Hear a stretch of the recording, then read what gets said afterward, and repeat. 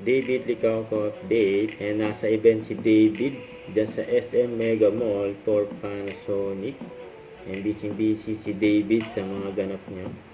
Ay nag-aayos pa nga si David ng mga gamit. Ay nilalagay niya sa refrigerator. Ayan, brand ay Panasonic. Yung magandang brand niya. Mas gwapo rin yung model. Ayan, David Licauco.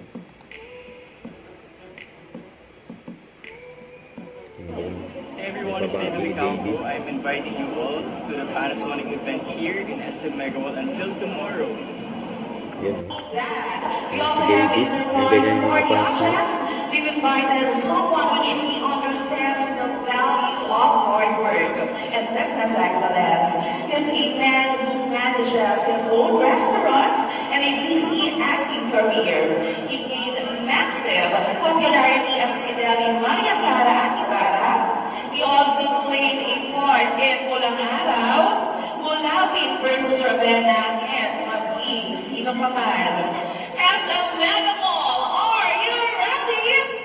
Please help me welcome our very own Pampansang Ginoo, Mr. David Licauco. David Licauco in the house. Hi, David. Hello. Ginoo, Mr. David Licauco.